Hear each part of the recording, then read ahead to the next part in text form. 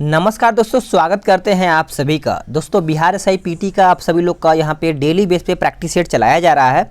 इसमें आपको 75 क्वेश्चन देखने को मिलेगा। आप सभी लोग अपना स्कोर बताइएगा कि इन 75 क्वेश्चन में से आपने कितना क्वेश्चन स्कोर किया है। और आप सभी लोग का यहाँ पे डेली बेस पे करंट अफेयर भी चलाया जा रहा है, जिसमें आपको 20 क्वेश्चन देखने को मिल रहा है। ज़्यादा से ज़्यादा करंट अफेयर को लगाइए, क्योंकि यही आपको स्कोर अच्छा खासा करवाएगा। करंट अफेयर एक ऐसा टॉपिक है कि सभी लोग को नहीं आता है। जो लोग करेगा, अच्छा खासा स्कोर करेगा करंट अफेयर में, वही मेरिट लिस्ट में आएगा।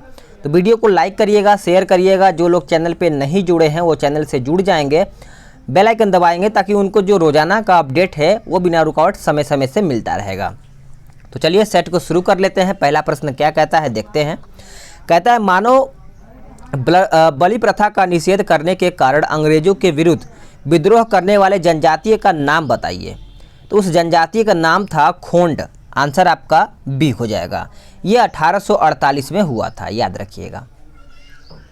नेक्स्ट क्वेश्चन है कि निम्नलिखित वर्गों में कौन 1905 के स्वदेशी आंदोलन से मुख्यतः अप्रभावित रहा।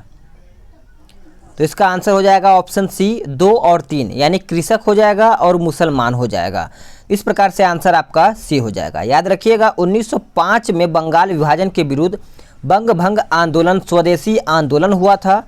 इस आंदोलन में पहली बार वंदे मातरम नारा लगाया गया था। नेक्स्ट क्वेश्चन है कि निम्नलिखित में से किसका योगदान होम रूल लीग की स्थापना में नहीं था। तो इसका आंसर हो जाएगा ऑप्शन डी, HS ऑलकॉट आपका यहाँ पे उत्तर हो जाएगा। याद रखिएगा कि होम रूल लीग जो हुआ था, ये गृह स्वशासन की स्थापना 1916 में तिलक एवं एनी बेसेंट ने किया था। अगला प्रश्न है कि 1866 से 86 के बीच नील खेतिहरों के बिहार में हुए विद्रोह के क्षेत्र की पहचान करें। तो इसका सही आंसर हो जाएगा ऑप्शन डी, चंपारण एवं मुजफ्फरपुर आपका यहाँ पे उत्तर हो जाएगा। चंपारण और मुजफ्फरपुर में नील की खेती 1849-50 से बड़ी तेजी से फैली थी। नेक्स्ट क्वेश्चन है कि बिहार सोशलिस्ट पार्टी का गठन हुआ था कब। तो बिहार सोशलिस्ट पार्टी का गठन देखा जाए तो ये 1931 में हुआ था। आंसर आपका बी हो जाएगा। इसकी स्थापना राम वृक्ष बेनीपुर, गंगा शरण सिन्हा, रामानंद मिश्रा और जयप्रकाश नारायण ने किया था। नेक्स्ट क्वेश्चन है कि चीनी यात्री इत्सिंग ने बिहार का भ्रमण किया था लगभग कब। तो ये देखा जाए तो 677 ईस्वी में किया था। आंसर आपका सी हो जाएगा। चलिए नेक्स्ट क्वेश्चन देखते हैं। अगला प्रश्न कहता है, क्वेश्चन नंबर 7, कि बिहार के सुप्रसिद्ध संत शरफुद्दीन मनेरी का संबंध सूफियों के किस संप्रदाय से था। तो इसका आंसर हो जाएगा ऑप्शन सी, फिरदौसी आपका यहाँ पे सही आंसर हो जाएगा। इसको आप नोट करिएगा। फिरदौसी के बारे में याद रखिएगा कि 12वीं शताब्दी में अनेक सूफी संत भारत आए।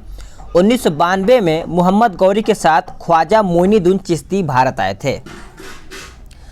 अगला है कि मयूर सिंहासन पर बैठने वाला अंतिम मुगल सम्राट कौन था। तो अंतिम मुगल सम्राट पूछा गया है तो मोहम्मद शाह हो जाएगा। आंसर आपका बी हो जाएगा। मुगल वंश का अंतिम शासक बहादुर शाह जफर था। मोहम्मद शाह को रंगीला बादशाह भी कहा जाता है। नेक्स्ट क्वेश्चन है कि रेगुलेटिंग एक्ट के प्रावधानों के अंतर्गत कलकत्ता में कब उच्चतम न्यायालय की स्थापना की गई थी। तो राइट आंसर आपका हो जाएगा 1774 में। क्या हो जाएगा, बी उत्तर आपका यहाँ पे हो जाएगा। चलिए आगे देखते हैं। अगला प्रश्न है क्वेश्चन नंबर 10, कहता है 19वीं शताब्दी के धर्म एवं समाज सुधारक आंदोलन ने जनसंख्या के किस वर्ग को मुख्यतः आकर्षित किया है। तो इसका सही आंसर हो जाएगा ऑप्शन सी 1, 2, 3, यानी बुद्धिजीवी हो जाएगा, नगरीय उच्च जातियां हो जाएगा, उसके बाद निर्धन सर्वसाधारण वर्ग हो जाएगा। तो इस प्रकार से इसका आंसर आपका यहाँ पे सी उत्तर हो जाएगा। नेक्स्ट क्वेश्चन है कि आग्नेय चट्टानों के लिए निम्नलिखित में से कौन सा कथन सत्य है। तो आग्नेय चट्टान के बारे में पूछा गया है तो इसका आंसर सी हो जाएगा। वे क्रिस्टलीय तथा अक्रिस्टलीय दोनों ही होता है। तो इसको आप याद रखिएगा। मैग्मा या लावा के जमने के आग्नेय चट्टान बनती है। नेक्स्ट क्वेश्चन है कि भारत के चावल के कटोरे क्षेत्र का नाम बताइए। तो इसका आंसर हो जाएगा option B, Krishna Godavari delta क्षेत्र हो जाएगा। बी राइट आंसर हो जाएगा। कृष्णा गोदावरी डेल्टा क्षेत्र भारत के चावल के कटोरे के रूप में प्रसिद्ध है। अगला प्रश्न है कि भारत में सबसे महत्वपूर्ण मत्स्य उद्योग पूछा गया है। तो इसका सही उत्तर हो जाएगा ऑप्शन बी, उपतट में, यानी देखा जाए तो बी आपका यहाँ पे उत्तर हो जाएगा। भारत के पास गहन सागरीय मत्स्य हेतु 20 लाख वर्ग किलोमीटर का अनन्य आर्थिक क्षेत्र उपलब्ध है। नेक्स्ट क्वेश्चन है कि लोकसभा को उसके कार्यकाल के समाप्ति के पूर्व ही भंग किया जा सकता है। तो इसका सही आंसर हो जाएगा ऑप्शन सी, राष्ट्रपति द्वारा मंत्रिपरिषद की सलाह पर। तो इस प्रकार से इसका आंसर देखा जाए तो सी उत्तर हो जाएगा। नेक्स्ट क्वेश्चन है कि लोकसभा चुनाव का कोई प्रत्याशी अपनी जमानत खो देता है यदि उसे प्राप्त न हो सके। तो देखा जाए तो उपयुक्त में से कोई भी नहीं हो जाएगा। 15 का आंसर आपका डी हो जाएगा। देखिए, लोकसभा चुनाव का कोई प्रत्याशी अपनी जमानत खो देता है यदि उसे वैधता के 1/6 प्राप्त न हो। ठीक है, यानी 1/6 आपका यहाँ पे उत्तर हो जाएगा। अगला है कि मंत्रिपरिषद उत्तरदायी होती है। तो मंत्रिपरिषद उत्तरदायी होता है संसद के प्रति। तो इस प्रकार से 16 का देखा जाए तो उत्तर आपका डी हो जाएगा। एक मंत्री व्यक्तिगत रूप से राष्ट्रपति के प्रति उत्तरदायी होता है, याद रखिएगा। नेक्स्ट क्वेश्चन है कि यदि किसी राज्य की विधानसभा का अध्यक्ष पद त्यागना चाहे तो उसे अपना त्यागपत्र देना चाहिए किसको। तो ये त्यागपत्र देना चाहिए उपाध्यक्ष को। आंसर आपका 17 का देखा जाए तो सी उत्तर आपका यहाँ पे हो जाएगा। संविधान के अनुच्छेद 93 के अनुसार लोकसभा के सदस्य अपने सदस्यों में से एक अध्यक्ष और एक उपाध्यक्ष का चुनाव करती है। चलिए नेक्स्ट क्वेश्चन देखते हैं। क्वेश्चन नंबर 18 कहता है भारतीय संविधान की प्रस्तावना के सिलसिले में निम्नलिखित में से कौन सा क्रम सही है। तो इसका उत्तर हो जाएगा ऑप्शन डी, सार्वभौम सत्ता संपन्न समाजवादी धर्मनिरपेक्ष, उसके बाद जनवादी, फिर आपका गणतंत्र हो जाएगा। नेक्स्ट क्वेश्चन है कि लोकसभा का नेता कौन है। तो लोकसभा का नेता देखा जाए तो प्रधानमंत्री है। आंसर आपका बी हो जाएगा। स्वतंत्रता प्राप्ति के बाद में भारत ने सर्वाधिक प्रगति की थी या फिर की है। तो इसका आंसर हो जाएगा ऑप्शन डी, गेहूं के उत्पादन में। देखिए, स्वतंत्रता प्राप्ति के बाद वर्ष 1966 से 69 ईस्वी के बीच में नई कृषि नीति के अंतर्गत मैक्सिको से लाए गए उन्नत बीजों का प्रयोग किया गया था। अगला है कि चांद पर उतरने वाला प्रथम अंतरिक्ष यात्री कौन है। तो सभी को पता होगा, आपका नील आर्मस्ट्रांग हो जाएगा। आंसर आपका यहाँ पे सी उत्तर हो जाएगा। ये कब उतरे थे। तो 21 जुलाई 1969 आपका यहाँ पे उत्तर हो जाएगा, याद रखिएगा। यूरी गागरिन इसके प्रथम यानी सर्वप्रथम अंतरिक्ष की यात्री 1961 में किया था।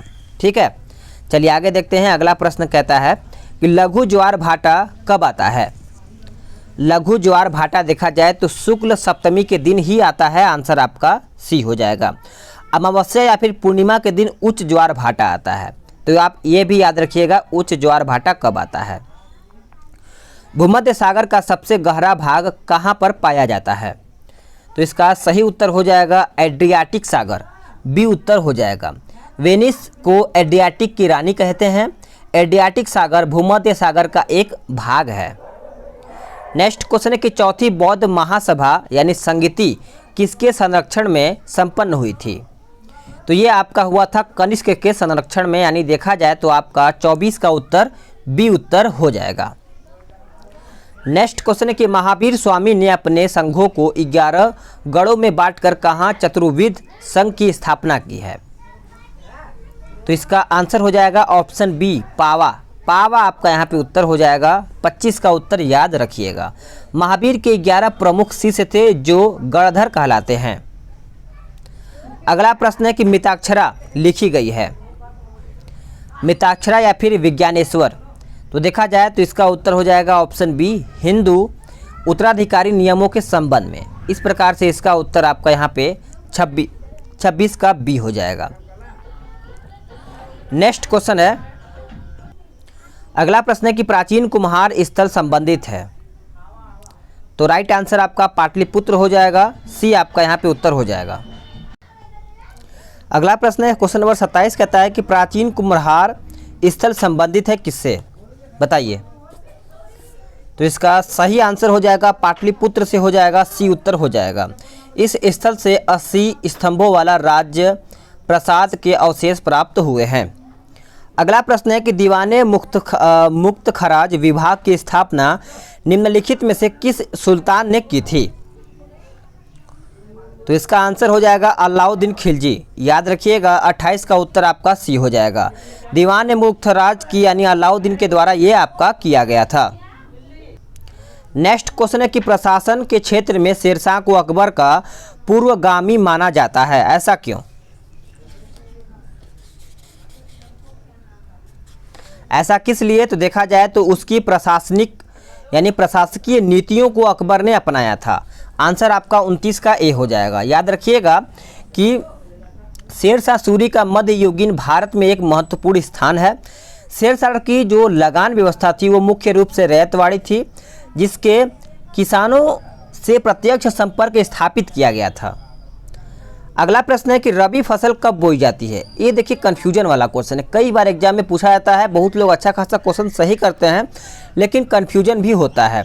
तो ये अक्टूबर नवंबर में होता है। याद रखिएगा कि रबी फसलें अक्टूबर नवंबर में बोई जाती हैं एवं अप्रैल मई में काट ली जाती हैं।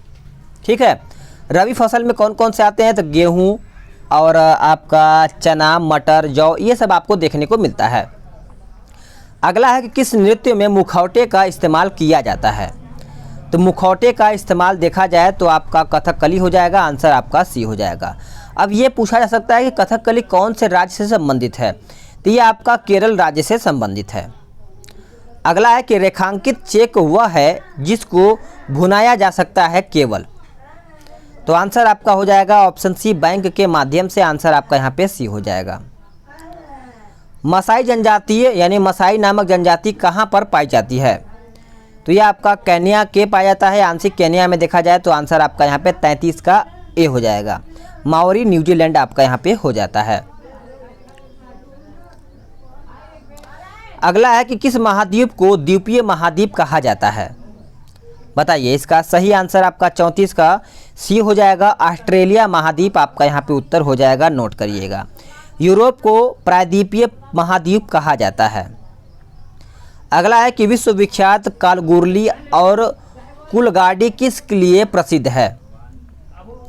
तो ये देखा जाए तो सोने की खान के लिए प्रसिद्ध माना जाता है। आंसर आपका यहाँ पे 35 का बी उत्तर हो जाएगा सभी लोगों का। अगला प्रश्न है कि विश्वविख्यात कालगुरली और कुलगाड़ी किस लिए प्रसिद्ध है? तो मैंने अभी आपको बताया कि इसका उत्तर हो जाएगा आपका सोने के खान के लिए प्रसिद्ध है। अगला है कि निम्नलिखित में से कौन सी एक फलीदार फसल है?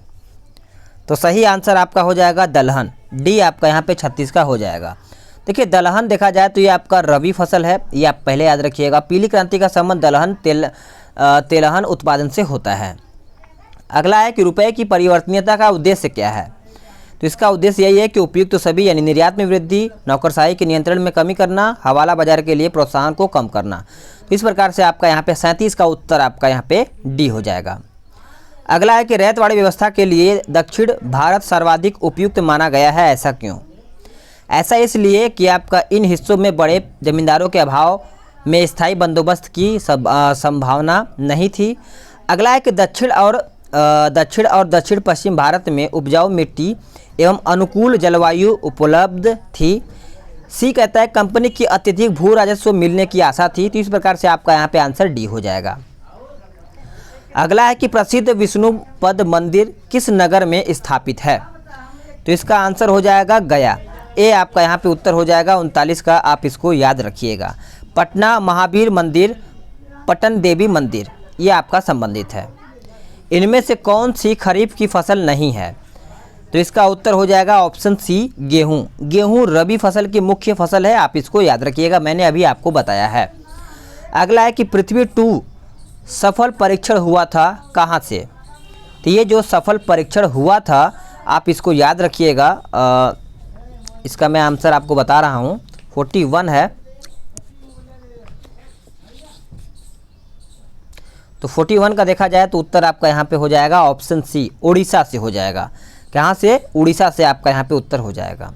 इंसान से भाईचारा किस चर्चित पार्टी का नारा है? तो ये देखा जाए तो आपका उत्तर हो जाएगा आप पार्टी हो जाएगा। बी उत्तर आपका यहाँ पे हो जाएगा।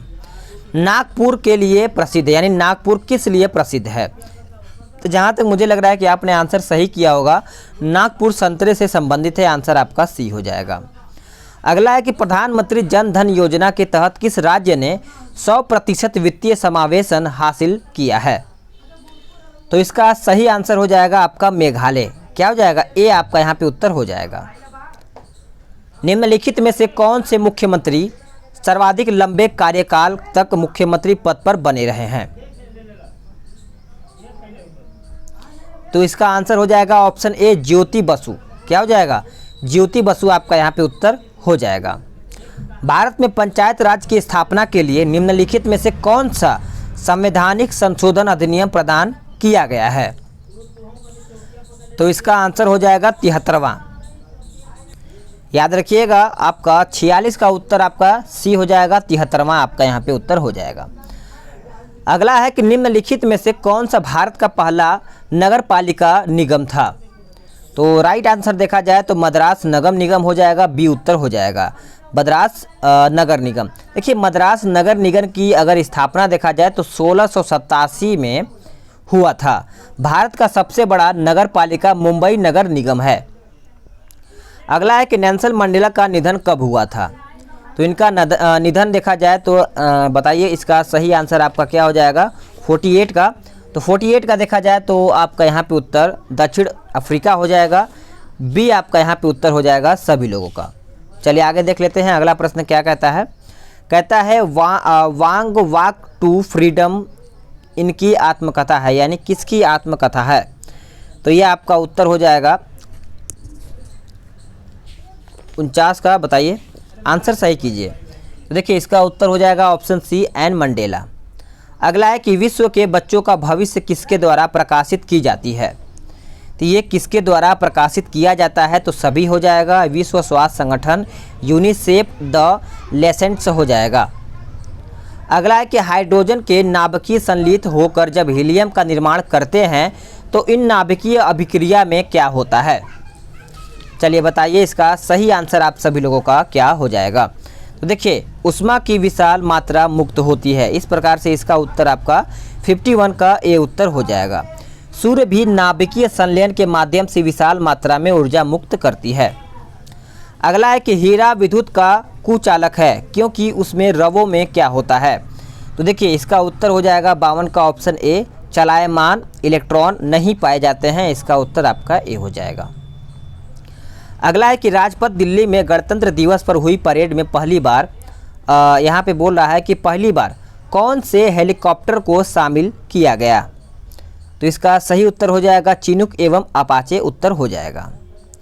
अगला है कि निम्नलिखित में से किस अंग पर बंडल ऑफ हिस स्थिर या फिर स्थित रहते हैं? तो इसका उत्तर हो जाएगा हृदय में। कहाँ हो जाएगा? हृदय आपका यहाँ पे उत्तर हो जाएगा। अगला है कि सामान्य आंख की रेटिना पर बनने वाला प्रतिबिंब पूछा गया है, तो आपका वास्तविक और उल्टा होता है। आंसर आपका सी हो जाएगा। अगला है कि बिकमिंग ऑडियो बुक पुस्तक के लिए प्रतिष्ठित ग्रैमी पुरस्कार निम्न में से किसे प्रदान किया गया है? तो ये जो प्रदान किया गया है मिशेल ओबामा हो जाएगा। आंसर आपका 56 का सी उत्तर हो जाएगा, याद रखिएगा। अगला है कि अग्रलिखित में से कौन सा क्षार सिर्फ आरएनए में पाया जाता है? तो इसका राइट आंसर हो जाएगा यूरेसिल। क्या हो जाएगा? यूरेसिल क्षार सिर्फ आरएनए में ही पाया जाता है। अगला है कि निद्रा व्याधि निम्नलिखित में से किसके काटने से होता है? तो ये किसके काटने से होता है? तो सीसी मक्खी हो जाएगा। आंसर आपका बी हो जाएगा। यह मक्खी अफ्रीका के घने जंगलों में पाई जाती है। समान जुड़वा बच्चा किस लक्षण से असमान जुड़वा बच्चे से भिन्न होता है? तो इसका उत्तर हो जाएगा उपयुक्त तो सभी लिंग से, निषेचित अंक की संख्या से, क्रोमोजोम की विशेषता। तो इस प्रकार से आंसर आपका डी हो जाएगा। यदि किसी तत्व इलेक्ट्रॉनिक विन्यास 2-8 हो तो वह तत्व पूछा गया है, तो वह तत्व आपका नियॉन हो जाएगा। 60 का आंसर आपका यहाँ पे सी हो जाएगा। अगला प्रश्न है क्वेश्चन नंबर 61, देखते हैं क्या कहता है। कहता है कि रेफ्रिजरेटर में पानी ठंडा करने के लिए कौन सी गैस प्रयुक्त की जाती है? तो इसमें आपका अमोनिया होता है। आंसर आपका 61 का बी हो जाएगा। अमोनिया के नाइट्रोजन एवं हाइड्रोजन के द्रव्यमान का अनुपात याद रखिएगा 14:3 हो जाएगा। T20 यहाँ पे 62 T20 मैचों में कौन सा भारतीय खिलाड़ी 25 अर्धशतक बनाने वाला पहला खिलाड़ी बन गया है? तो देखा जाए तो इसका उत्तर हो जाएगा 62 का ऑप्शन बी रोहित शर्मा उत्तर हो जाएगा। सोडियम को मिट्टी के तेल में रखा जाता है, ऐसा क्यों? तो ऐसा इसलिए कि यह नम वायु से अभिक्रिया कर सोडियम हाइड्रोक्साइड में बदल जाता है। तो इस प्रकार से इसका उत्तर बी हो जाएगा। अगला प्रश्न है कि निकट दृष्टि दोष वाले लोग अवतल लेंस का चश्मा पहनते हैं, ऐसा क्यों? क्योंकि देखा जाए तो अवतल लेंस दूर की वस्तुओं को प्रतिबिंब रेटिना पर बनाता है। तो इस प्रकार से इसका उत्तर आपका ए हो जाएगा। पित्त किसके द्वारा स्त्रावित किया जाता है, बताइए? देखा जाए तो इसका उत्तर यकृत हो जाएगा। सी उत्तर आपका यहाँ पे हो जाएगा। नेक्स्ट क्वेश्चन है कि खाद्य पदार्थों के परीक्षण निम्नलिखित में से किस रसायन का प्रयोग किया जाता है? तो इसका उत्तर हो जाएगा ऑप्शन ए बेंजोइक अम्ल आपका यहाँ पे 66 का उत्तर देखा जाए तो हो जाएगा। अगला है कि प्लवमान जीन के सिद्धांत का प्रतिपादन किसने किया है? तो देखा जाए तो आपका यहाँ पे बारबरा मैक्लीटॉन्क हो जाएगा। आंसर आपका यहाँ पे सी हो जाएगा। ग्लूकोज के एक अणु में कितने एटीपी होते हैं, बताइए? ग्लूकोज के एक अणु में कितने एटीपी होते हैं? तो इसका सही उत्तर हो जाएगा 38। आंसर आपका डी हो जाएगा। इसमें आपको बताना है कि चित्र दिया गया है कि यह चित्र समुचित विभाजन की किस अवस्था को दर्शाते हैं। तो इसका आंसर हो जाएगा ऑप्शन बी एनाफेज हो जाएगा। अगला है कि किसी सरल लोलक का स्थिरांक का मान पूछा है। तो इसका आंसर आपका ए हो जाएगा। अगला प्रश्न देखते हैं, किसी कक्षा में इलेक्ट्रॉनों की अधिकतम संख्या का निर्धारण किस सूत्र द्वारा होता है?